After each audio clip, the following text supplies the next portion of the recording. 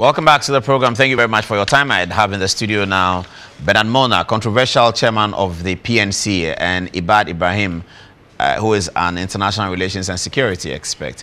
Gentlemen, good evening. Welcome. Good evening, Mr. Good evening, Ghana. Thank you. For having us. Bernard Mona, you were arrested by the police. Tell us the story. What happened? I fail to accept your description of me as controversial. I'm a peace-loving Bernard Mona and not controversial Bernard Mona. On the 5th of December 2017, the Ghana-Togo Solidarity Movement wrote to the police through the Inspector General and informed them of our intention to embark on a rally to draw attention on the debilitating situation in Togo. It was not until the 15th of December, around 1:32 p.m., that I got a call from CSP Kwesi Ofori, who happens to be the Director of Operations of the Greater Accra region. CSP? Yes, Chief Superintendent of Police, I'm told. And that, I hope I got the title right. And when he called me, I communicated to our spokesperson that we've received a call from the inspector, the Greater Accra Command. He was out of town doing some other things in the mobilization. So I had to dash on behalf of the team to meet with the regional command. We had a fruitful discussion, and they were only concerned that they do not have sufficient numbers to come for the event because, according to them, about 1,500 of their personnel are on promotion course, and it's giving a lot of stress to them. And I told them that if there is crisis today, the police will respond to. So if it matters to you, you can even recall a few of them from promotion course to come and do this. So I thanked them and left so that they could come the next day. The next day, around 8 thereabout, CSP Kwesi Ofori came again to the grounds. We had a lovely chat, and he told me he was going to the Nima police station and to return. He went, didn't come himself, but 3 Navara pickups came up with police in the vehicles. They came and did some reconnaissance and went and parked for about some 20 minutes. Where is this grounds? Kawukudi Park. Kawukudi Park? Yes. Near the mosque? Yes, just near the mosque. Yes. Okay. And the 3 vans left. Then a white Tundra with riot police came. Also did some reconnaissance and left. So you were gathering there to address people? To just address. It was a rally. It was not a march. And in my letter, it was explicitly stated to the police. And when I had a discussion with them, I told them it was not a demonstration, it was not a procession, it was not a protestation, it was a rally that was going to be done in situ. Who and who were going to address the rally? Irbard Ibrahim was going to speak. I was going to speak. The Economic Fighters League, led by Ernesto Yabua, were going to speak. We had invited the Socialist Forum. So about 5 different persons were going to speak. This is Ghana-Togo Solidarity Movement. And so when all this was done, suddenly, when Irbard Ibrahim just arrived, he just pulled a chair to sit by me, and the police just came with about 5 vehicles and scattered from the vehicles and started running after people, dismantling our gadgets and our organization and disrupting everything. So I stood up and said, what is this? What is happening? Paul, I was lifted like a cow meant for the slaughterhouse and thrown in the bucket of the pickup. 2 policemen with guns on top of me. And when I pulled out my phone to call my lawyer, they said, put off the phone or we'll blow the hell out of you. They took me and others through the one-way with their sirens. You know how if the police want to dramatize, ping, ping, ping in the traffic, and people turn around and it is Bernard Mona that they have put in like some notorious armed robber that they have found in the jungle that they are bringing to town, and rushed us to the Nima police station. Upon arrival, I asked what our crime was. Did they arrest Irbard as well? Oh, quickly. Was he also thrown into the dramatic way that you have described? No, he was lucky. I saw that they lifted him and threw him in front of the pickup. So I like... So his was not as dramatic as yours? As for me, I don't know what I had done. But Irbard maybe because of his peaceful nature, maybe, and his smooth talk. So what happened at the Nima police station? At the Nima police station, what is my charge? They told me that they are now going to sit and come and tell me what my charge is. From 9 o'clock till around 7.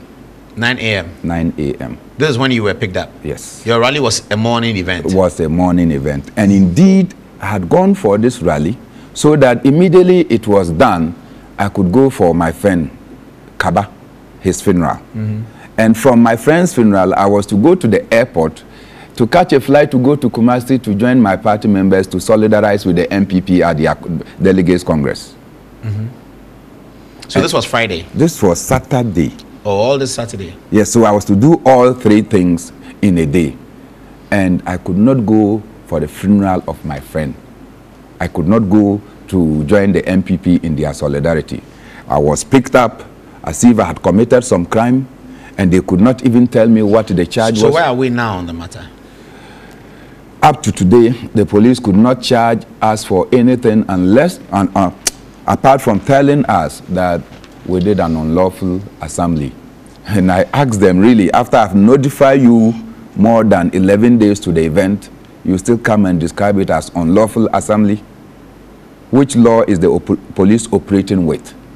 So what's the state of affairs right now? I have instructed my lawyers to sue the police for the trauma that they have caused me, for the degradation that they have brought to my life, for the battery.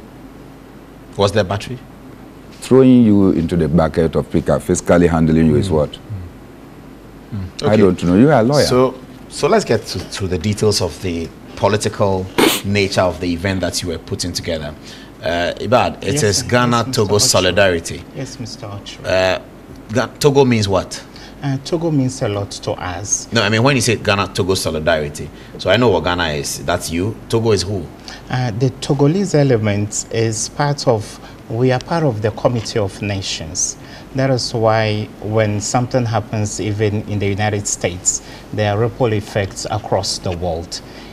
Even on the case of Rohingya, we even did a demonstration. Even tomorrow, we are going to do a demonstration on Donald Trump's declaration of Jerusalem as the capital of Israel. You are against that? We are against it. Okay. So human rights. So who are the elements of Togo? Is it the Togolese government? Is it Togolese civil society? Is it the Togolese opposition? Who are the Togolese in this solidarity? Our neighbors. In fact, but for the marginal boundaries that have been created by our former colonial masters, Mr. Ochre, Togolese are not different from Ghanaians. No, you're not addressing my question. So it's Ghanaian sort of civil society. So you are civil society, Bernard is political party, the Socialist Forum is civil society. Let me put it this way for you. Let me put it this way. You are trying to bulk us or push us to one side of the Togolese people. We are saying that there are human rights atrocities in Togo. Both sides, you can tell me. There are human rights atrocities, and we have not taken side. All we are saying is that the situation in Togo, I just want to know, we have not invited any collaborator from Togo. Mr. Ochre, because you said Ghana-Togo. Yes. I think your question is intelligible to me. We can say Ghana-Burmese solidarity, and tomorrow what we are going to do is a quarterly of civil society organizations, Ghana-Palestine Solidarity Movement. That doesn't mean there is an element of Palestinians within the group. Okay, I get it. In fact, when we were solidarizing... So you are solidarizing with the Palestinian people? You just did an ANC interview. Yes. When the whole of Africa was solidarizing with South Africa during apartheid, we didn't need Mandela to come here. But that's because the issue in South Africa was clear.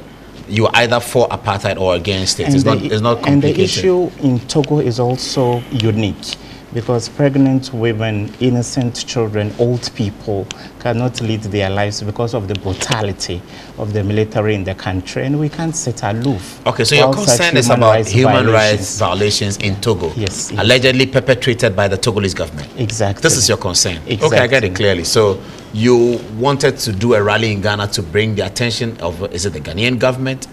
Or is it the ECOWAS government, or is it Ghanaian civil society? What did you want to do? To bring the attention of the international community. Ghana is quite in a complicated situation. Togo is quite a next-door neighbor, and And Alpha Condé was the one serving as an arbiter in this. But Macron has had their own president, His Excellency Nana Addo Dankwa Akufo-Addo, in whose foreign policy prowess, I believe, he is now the lead arbiter. So therefore, we were neutral people who felt it was necessary to prod the international community further to do more than it is doing. Because in conflict resolution, the first thing you would want to do is effect a cessation of hostilities. Go to La Paz, go to the Mamobi Enclave, go to Dome Plateau. There are loads of young Togolese that are running from repression. And therefore, they are going to add up to the unemployment we have in this country. They are going to add up to the security challenges we have. So therefore, I think Ghana has a moral responsibility to do something to end, you know, the repression that is ongoing in Togo. It's interesting. Given that President Akufo-Addo has been asked by the French government to do this, was your timing not... couldn't your timing be interpreted as an embarrassment to him? Because you could send him a note, you could send him a communique, you could send him a letter and express satisfaction with his appointment, congratulate him for it, and indicate to him the key points that he needs to look at in this regard, rather than throw up a demonstration or a rally and talk about it. That's a very good point. I don't know where Mr. Mona stands on this issue. He is a politician, I'm not. I'm a peace builder and my operations go beyond Africa. They go further afield into other parts of the world. But fundamentally, the first thing you need to do is to make sure innocent people are not, you know, killed. Innocent people are not maimed.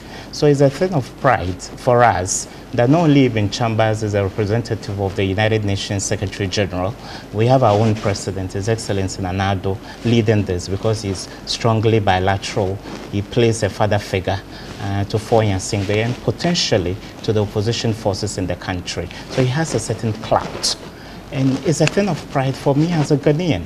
But I believe whatever the terms of reference of His Excellency the President, the first thing we need to see is that innocent people that are being repressed should be given some reprieve. All other diplomatic So I'm saying you could have issues, told him that in a communique, rather than doing a rally.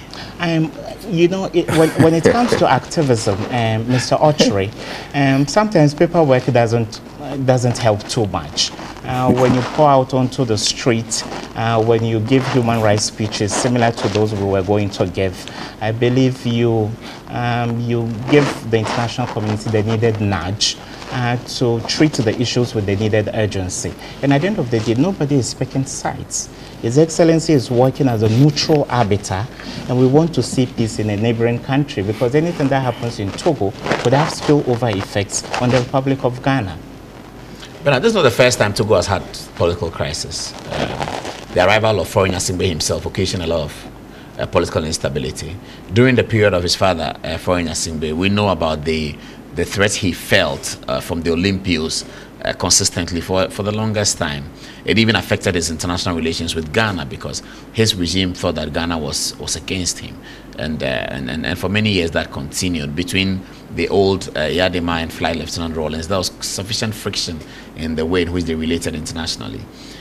Given all of this kind of history, don't you think that calling a rally, a public rally, and to make political speeches would have inflamed the situation in the minds of the average Ghanaian?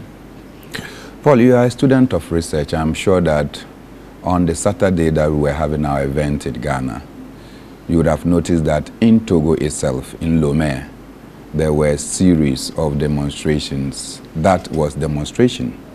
In Nigeria, Abuja, and in Lagos, and in Ouagadougou, in Burkina Faso, there were demonstrations. They were not rallies.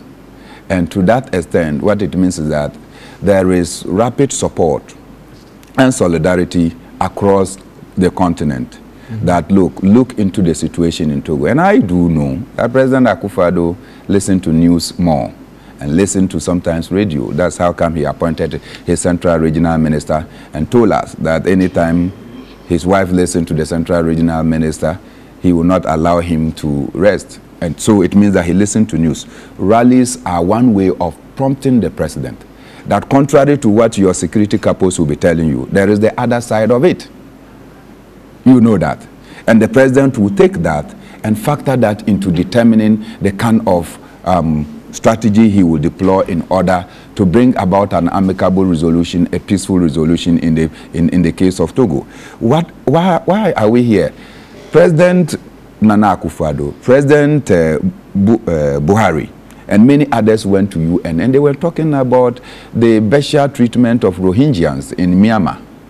They were decrying the atrocities meted out on minority groups and what they are going through, and nearby Togo. You see, and I say Togo because we know what the war in Liberia did to Ghana. That people moved from Liberia. They didn't stop in Nigeria. They didn't stop in Benin. They didn't stop in Togo. They came to Ghana. And you know that in the Bujumburam area, Liberians virtually became landlords selling our lands because they lived there. And so if you know where Liberia is, and to move to Liberia from Ghana, you have to pass Togo, you have to pass Benin, you have to pass Nigeria before you enter Liberia. And yet when there was... Liberia, you get to Ghana before you go to Nigeria? No. I think so. No, check your map well.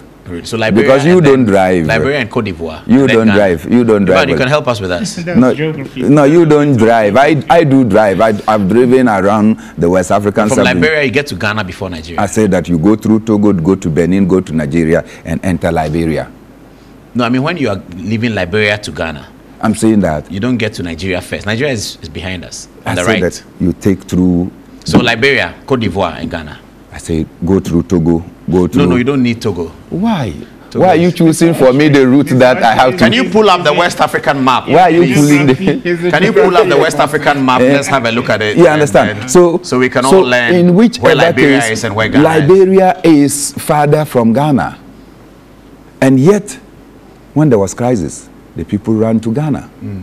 What about where if you spit, the sputum will fall into Togo?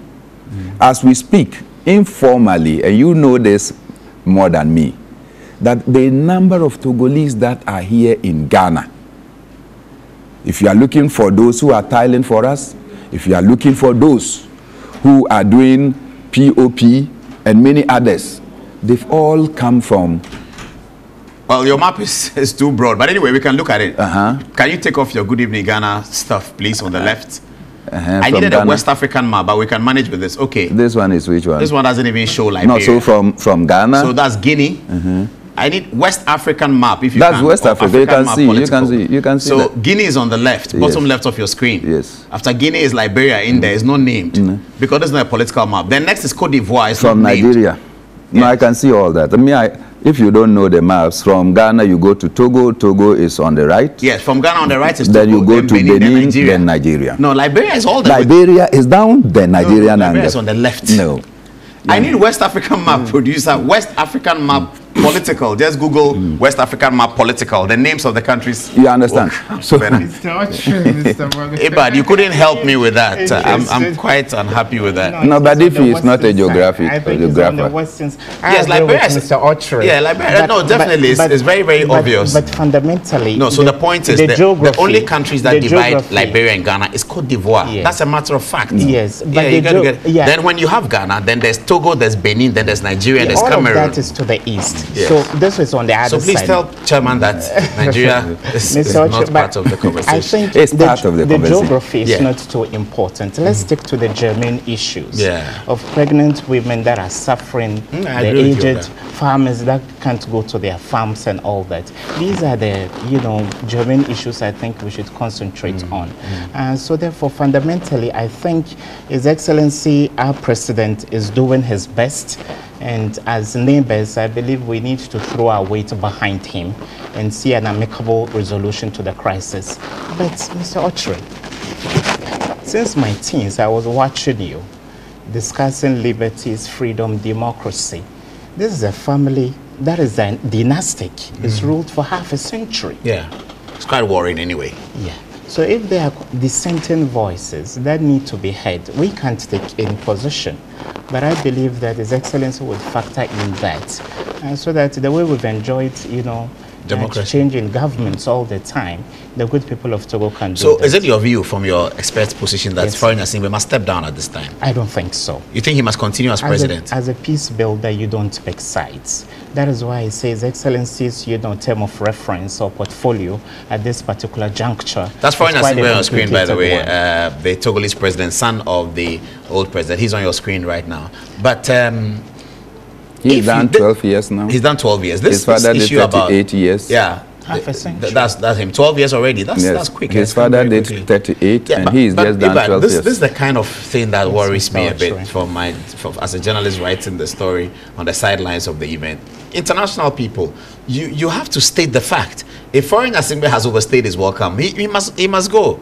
But here you are saying that.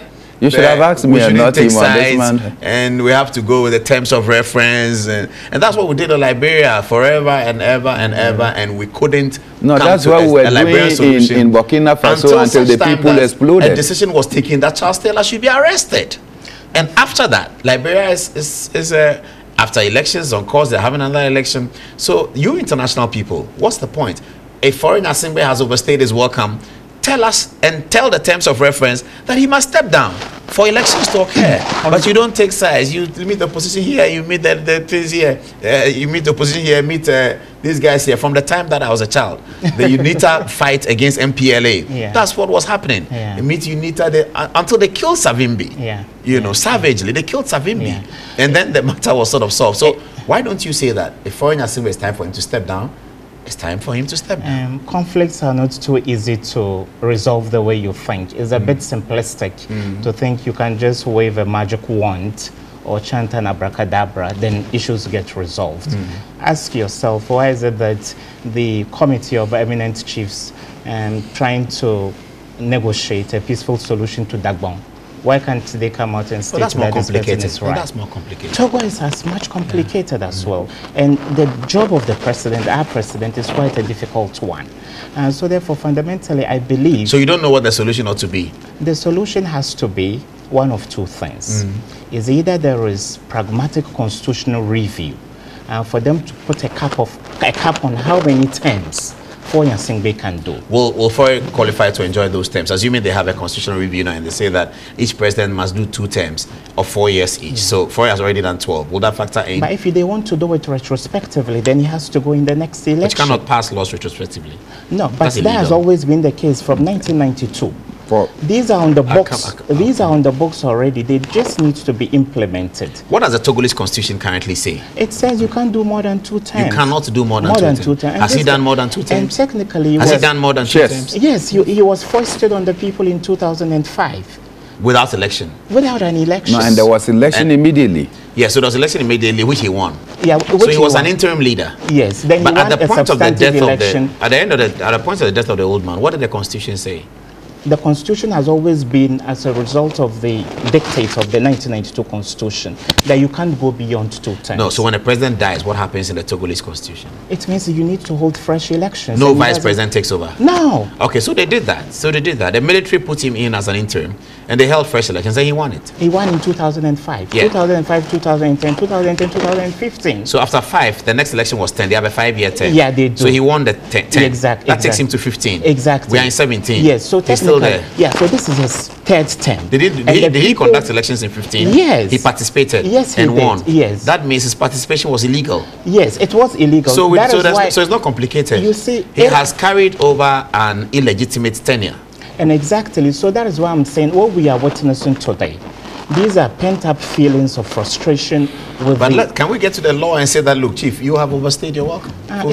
It's not as easy as you think. In the case of the Gambia, Yahya Jammeh was, he continued pushing the goalposts until eventually an election was held. He conceded and he wanted to do a detour. The international community said, no, we are even deploying soldiers. Even if Yahya Jammeh had not conceded, the ECOWAS soldiers would have taken him out. Yeah, so... That's it, full stop. Yes. So in the Gambia situation, the position was taken that Yahya Jammeh is wrong. He has lost the election, we go and take him out. Yes. So, that's it. So, okay, Foreign Assembly has conducted an illegal election in 2015 that he has illegitimately participated. He should step aside. Yeah, I think the people didn't have the courage. It's not the people, it's the international community. The people cannot do that. You know, in Gambia, they didn't do it. It's the international community that did it. When you look at the ECOWAS Charter, it has an element of non-interference in the internal affairs of nation states or sovereign states. So therefore, if there are no bubbling problems, sometimes it becomes very difficult. More than bubbling. That's why you were thrown into the police car. So I believe that His Excellency has quite a complicated job to do. That is why I agree with you. Instead of holding a rally, maybe you should have sent him a communique. He's been foreign minister, a very experienced and successful one. So yes, you would understand it. But if you hold a demonstration right under for a want of a better word, right under his territory, and you know that he has been appointed to mediate. He has been appointed just for weeks to mediate something. And in his own country, people are on the streets shouting themselves hoarse about the situation in Togo. Let me come to you, Bernard, though. You seem to agree with me on the point that Yadima should be told to get out. I don't think that there is any further from the truth as you have stated. See, his father doctored the Constitution after the Constitution reforms indicated that there must be 1 5-year term, 2 5-year terms, and after which you should go. The father decided to ignore that and to go and claim that Parliament has changed it. He can run for life until he died. All that the opposition and civil society is saying is that return to the 1992 constitutional order of 2 terms, 5 years each, so that the process can continue. 4 has done 2 terms already. He has moved away from the RTP and formed a new political party to contest 2015 elections. And then he said that he did not contest on the ticket of the old political party, so he started afresh. And well, but does the law allow that? No. You're sure? Yes. Maybe it does. It doesn't. You're sure? It doesn't. So anytime you manipulate the system to bring about this. Now, the frustrations is that today as we speak, there was demonstration even today. And it is not just in one part of Togo. It's almost every place. And people, after demonstration, are not safe going back home. So people... They are pouring into Ghana. Yes. Most of them, if they cannot get back to their various individual homes, they just sit on the Okada, as we call it. They jump and they are in Ghana. Then a flower? Which are flower? Go through Chirpone and see. Go through Saboba. Go through Bumpurugu and see. You are talking of Aflao because it's a known border. They're cut and Togo all the way into northern regions. So people just enter through the Chirpone zone, as you know. People enter through Kwekpra in the northern region. People enter through Bumpurugu. And so all that, you have a swelling of many Togolese into Ghana. Simply because we are sitting down and we are pretending, and you are saying that, oh, it's not easy to manage this situation. It is better to tell Four in his face that enough than to say that let's manage the situation, and before we can realize there is a degeneration. For look, if you have a spring and you press the spring hard, it gets to a time the spring will have to leave you. And when it's going, you know the force with which it goes. Yeah, it goes out like a bullet. Yes. And I think that if we are here and we are micromanaging and thinking that, look, some diplomacy can help solve the problem, and we are not dealing with it frontally, we will wake up to maybe a worse situation than it pertained in Burkina Faso. Wow. So what's the next step, actually, Bernard Mona? Well, we will not stop because there have been the police brutalization on us. We will continue to raise awareness about the sordid situation in Togo to let the international community understand. And see, just after that, I got calls from Amnesty International. I got calls from embassies, political decks of various embassies, who had a chat with me to really appreciate what transpired for the kind of arrest and the manner in which it was done. And I don't think that my intention was to dip Ghana's image that low. But the actions of the police is bringing the human records of government to the fore. And they should be careful that sometimes your actions can make a government either locally and internationally, or even compromise the integrity of a nation. What they did to us was uncalled for. We had informed the police appropriately. I just can't fathom how a country, look, I participated in demonstrations in this country alongside President Nana Akufo-Addo when I was a young boy. So, but you are still young. I'm not a young boy, man. He's young, but he's no longer a boy. You understand? And today, the man that I call demonstration Hene is in power, and we cannot mobilize a rally, not even a demonstration. It doesn't speak well. And so those who are there and they describing themselves as powers from above or orders from above, they've not helped President Nana Akufo-Addo, because these institutions that are calling to be able to get into what really happened for us to be picked in the vulgar manner that we were picked are not going to write good reports for Ghana. The embassies will not have good records for Ghana. Amnesty International will certainly not give credit for the kind of treatment that we're treated. And you know, I keep insisting, granted that maybe I am known as an open politician. What of him, who is a peace ambassador, who is an international relation expert of no small repute? You pick him to and yank him into the police station as if you don't know what is happening in this country. I think we're really sorry about that, and I hope that the police can tell us in the next few days what actually happened and why they needed to do that. No, but Paul, they have come with some cock and bull story that they had information that some people were coming to do counter demonstration. So if people were coming to do counter rally, do you come to stop me who has lawfully notified you? And assuming you even want to stop me, do you treat me like I'm the most hardened criminal? The manner that you are describing is horrendous, and you can't do that and come and tell me that it shouldn't be. And come and tell. For if you sit down here and you don't appreciate that the police is getting out of hand, maybe tomorrow. I agree with you. I think on this matter, we all have to join hands treat you worse and criticize the way that they treated you.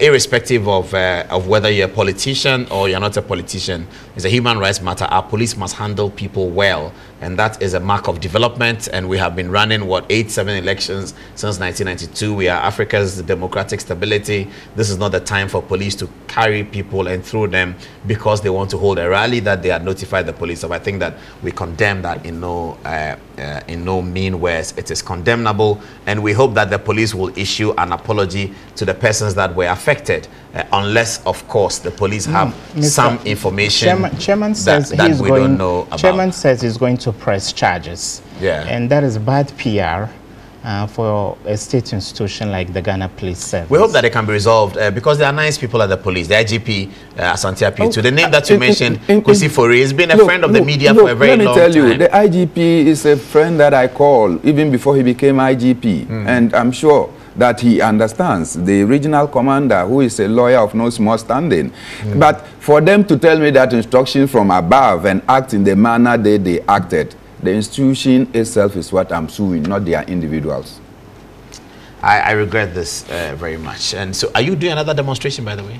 It's not a demonstration, it's a rally. Are you calling another rally? Yes. Okay, when? We planned it for 25th of December, but my attention has been drawn by some of the organizers that it is the birthday of Jesus Christ, and they will want to participate in that occasion.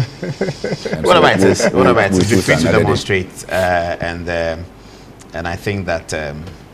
Well, what can I say? It's 10:25. We couldn't have a discussion on the Europa. Maybe next Thursday after Christmas, we can have a look at it. The High Court decision. The NDC's Kofi Adam says that they'll be going to challenge that matter.